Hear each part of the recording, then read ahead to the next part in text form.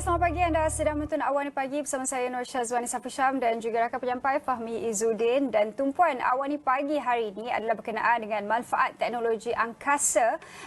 Pada jam ini kita nak fokus kepada berkenaan peranan dan juga manfaat teknologi angkasa ini terhadap rakyat Malaysia. Dan dalam pada itu kita juga ingin melihat sektor mana yang merangkumi penggunaan teknologi angkasa secara keseluruhannya. Ya, dan paling penting, apa tujuan penubuhan badan ini? Dan bersama dengan kami secara langsung di studio pada pagi ini adalah Encik Azli Kamil ataupun Geospecialist Azli Kamil Napiah, Ketua Pengarah Agensi Angkasa Malaysia, MAISA.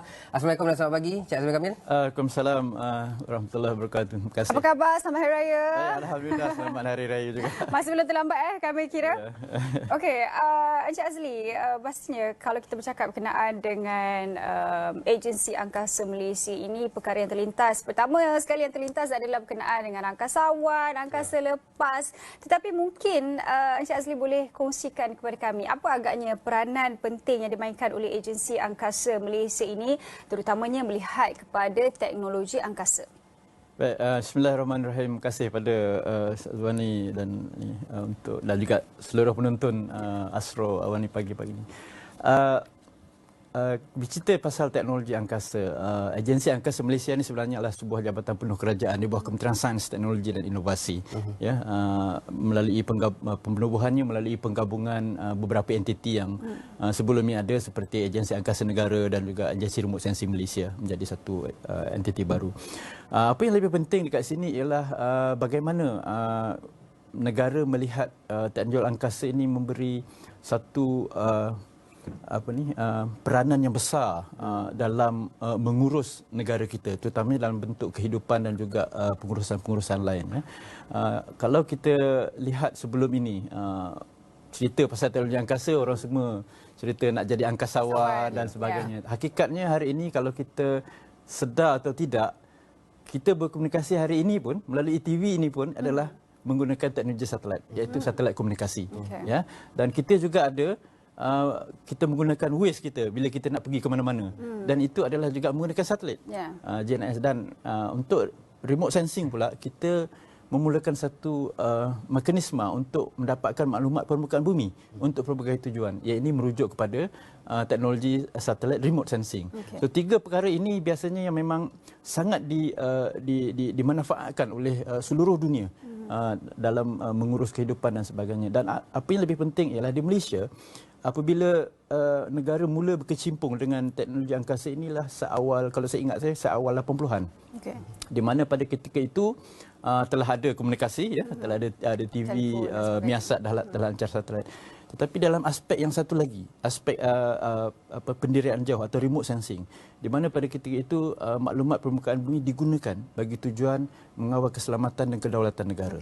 So, tapi hari ini kalau kita lihat, bukan saja remote sensing dan GPS umpamanya, bila teknologi semakin maju, kita melihat ada ruang-ruang baru untuk dimanfaatkan teknologi ini. Itulah bila dia berkembang menjadi selain daripada keselamatan, dia juga berkembang kepada bagaimana kita menguruskan sumber asli kita, bagaimana kita menguruskan bencana, isu-isu bencana negara, bagaimana kita menguruskan pengurusan infrastruktur bandar dan luar bandar sebagainya. Dan apabila kita bercakap bagi satu entiti yang menghasilkan banyak maklumat, kita sedar hari ini bahawa maklumat adalah, kalau dengan izin saya cakap, a new currency, a new world currency. So, maknanya dengan maklumat banyak kita boleh memanfaatkan dari segi menjana ekonomi, dari segi menguruskan kehidupan dan pelbagai. So, inilah yang kita melihat bahawa teknologi angkasa bukan sahaja menjurus hanya kepada operasi di angkasa lepas, tetapi bagaimana teknologi angkasa itu boleh dimanfaatkan bagi tujuan pengurusan kita, kehidupan kita dan sebagainya di permukaan bumi. So that's yang saya rasa sangat penting untuk kita memahami untuk tujuan manfaat pada masa depan. Encik Azli, mungkin boleh dikongsikan juga sektor apa sebenarnya yang merangkumi teknologi angkasa ini dan sejauh mana ia membantu sektor tersebut? Baik, MAISA, Agensi Angkasa Negara, bukan saja sebagai penaraju kepada dasar angkasa negara untuk 2030. MAISA juga bertindak untuk menerujui pembangunan dan pengoperasian teknologi ini Selain daripada itu, menyelaras maklumat-maklumat, menyediakan perkhidmatan dan juga mengukuhkan jalinan kerjasama peringkat antarabangsa. Sebab teknologi angkasa dia tidak boleh berseorangan. Kita sebab teknologi maju dan kita banyak berkolaborasi dengan peringkat antarabangsa. Antara yang saya boleh bagi contoh bagaimana kita memanfaatkan teknologi angkasa, sebab Malaysia bermula dengan sebagai pengguna. So, jadi maklumat-maklumat ini mesti kita memberikan manfaat kepada rakyat kita. Sebagai contoh, saya bagi yang lebih mudah untuk difahami, bagaimana kita membantu bidang pertanian. Mengapa teknologi angkasa penting dalam bidang pertanian? Pertama, kerana dia memberikan maklumat untuk tujuan pengurusan pertanian kita. Ya, yang kedua, bagaimana kita nak menggunakan teknologi angkasa ini dengan maklumat itu untuk meningkatkan kecekapan dan juga perkhidmatan dalam bidang pertanian. Okay. Ya, yang ketiga ialah bagaimana untuk memastikan teknologi angkasa ini juga boleh membantu mengurangkan kos atau menjimatkan masa dalam pengoperasian dan sebagainya. So, tiga benda ini ditambah pula yang keempat, iaitu teknologi angkasa akan sentiasa membagikan maklumat secara berterusan. Ini penting ya, apabila kita lihat masa kita berada dalam tempoh COVID, kita lihat betapa pentingnya teknologi dalam kita menguruskan sesuatu. So hari ini kerjasama dengan Jabatan Pertanian, Mardi dan sebagainya, kita dapat bangunkan satu sistem yang dipanggil sistem maklumat padi yang dimanfaatkan untuk memantau 12 jelapang padi seluruh negara. So, yang ini bukan saja dapat meningkatkan kecakapan pemantauan sehingga 100%, tetapi dapat juga membantu menguruskan dari segi subsidi, dari segi hasil dan juga baja, racun dan sebagainya. So, ini memberi manfaat kepada petani-petani kita seluruh negara. Sebab itulah MAISA bukan saja sebagai R&D, tetapi kita berkolaborasi dengan entiti-entiti atau jabatan-jabatan lain untuk menyelesaikan pelbagai isu dari segi bidang yang berbeza. Kalau hari ini saya boleh kongsikan, sistem yang telah dibangunkan adalah sebanyak 50 sistem. Dan untuk 10 tahun akan datang sehingga 2030, kami jangkakan setiap tahun kami akan insya-Allah laksanakan at least 5 aplikasi baru setiap tahun untuk berbagai tujuan penyelesaian dalam negara kita. Dan yalah, sebagaimana saya sebutkan, ini adalah satu pengiktirafan yang paling tinggi walaupun kami telah laksanakan sejak 2011. Ya. Dan Geospatial Excellent Award ini adalah satu pengiktirafan yang agak tinggi di peringkat dunia, bagaimana Malaysia sendiri sebenarnya kita setanding dengan negara maju dalam memanfaatkan teknologi angkasa. Walaupun kita hanya ada seorang astronot pada ketika ini, tetapi penggunaan teknologi itu bukan saja setakat angkasa lepas, tetapi di permukaan bumi. Dan ini kita di peringkat rantau Asia Tenggara, kita insya-Allah dalam keadaan top 3 sekarang ini, dan kita boleh maju lagi ke hadapan. Itulah Encik Azli banyak terangkan berkenaan dengan penggunaan teknologi angkasa ini merangkumi pelbagai sektor sebenarnya, bukan hanya satu tetapi banyak. Dan salah satunya tadi juga Encik Azli dah kongsikan salah satu pencapaian negara yang terbaharu sekali. Kalau saya boleh recap sedikit, baru-baru ini Agensi Angkasa Malaysia MAISA telah pun menggondol anugerah kecemerlangan Geospatial Dunia 2023 bagi kategori penggunaan serta penyelesaian teknologi geospasial angkasa dalam bidang keselamatan makanan dan pertanian. Itu yang Encik Azli terangkan, banyak berkenaan dengan bagaimana ia merangkumi sektor pertanian dan sebagainya. Jadi kita nak tanyakan jugalah kepada Encik Azli, selain daripada salah satu anugerah yang paling terbesar ini yang boleh kita sifatkan, apakah pencapaian lain yang mungkin selama ini orang ramai tidak tahu, sekarang inilah peluangnya untuk menyatakan bahawa MAISA ini berperanan yang sangat besar sehingga berjaya menggondol beberapa anugerah lagi sebelum ini. Baik, antara yang pernah kita terajui dalam negara kita iaitu pembangunan sistem maklumat denggi kebangsaan dengan Kementerian Kesihatan Malaysia. Dan sehingga hari ini sudah lebih 10 tahun sistem itu beroperasi dengan baik. Dan ia pun telah memenangi beberapa peringkat kejuaraan di peringkat kebangsaan. Saya kira itu satu pencapaian yang sangat besar di peringkat bukan saja MISA tetapi Kementerian Kesihatan sendiri, ya. Apabila kita dapat memastikan teknologi angkasa itu menganjak sistem pengurusan daripada yang konvensional kepada yang berasaskan pada teknologi angkasa. Okey. Di situ kalau boleh saya ceritakan sedikit, ya, bagaimana sistem maklumat denggi itu dimanfaatkan oleh Kementerian Kesihatan ialah apabila dengan adanya sistem itu dengan pantas pihak Kementerian Kesihatan boleh dapat delineate kawasan wabak dengan cepat. So, jadi selepas itu dia akan membantu bagaimana kita nak menguruskan wabak dan sebagainya, tindakan-tindakan selepas itu. Itu yang pertama. Yang keduanya yang signifikan juga apabila kita telah meraih kejuaraan peringkat kebangsaan, iaitu bagaimana kita membantu nelayan kita. Nelayan kita iaitu melalui sistem penentu kedudukan ikan. Okay. Maknanya sistem penangkapan ikan tu tidak lagi berasaskan pada konvensional, iaitu pergi ke laut, kemudian mencari, ambil masa nak cari. Menggunakan maklumat teknologi angkasa, kita dah berikan koordinat kepada nelayan untuk terus pergi ke tempat itu dan tangkap ikan. Yeah. Dan ini dengan Jabatan Perikanan dan sebagainya, kita ada kolaborasi dan mereka adalah yang mengoperasikan sistem ini. Dan alhamdulillah sejak daripada pembangunan sistem itu, saya kira lebih daripada 5 tahun yang sebelum ini dan sehingga sekarang, kadar hasil tangkapan melonjak. Dan ini pada masa yang sama mengurangkan import kos import negara ikan ke dalam negara. So, jadi kita dapat kurangkan dengan penghasilan yang lebih besar di peringkat dalam negara kita sendiri.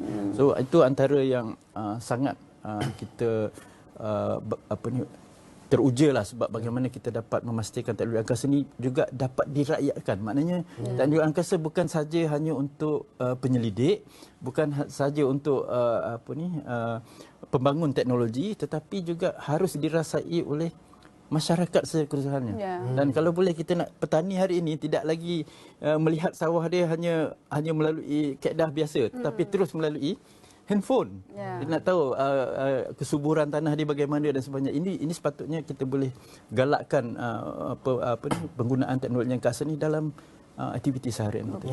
Dan merakyatkan teknologi angkasa itu sebenarnya antara perkara yang kita tak tahu pun manfaat dia banyak sebenarnya. Peranan MISA ni sebenarnya cukup besar dalam ekosistem negara kita secara keseluruhan. Banyak lagi perkara kita nak bincangkan, manfaat teknologi angkasa, kecekapannya dan sebagainya, tapi kita perlu berhenti berehat seketika dan kembali selepas ini.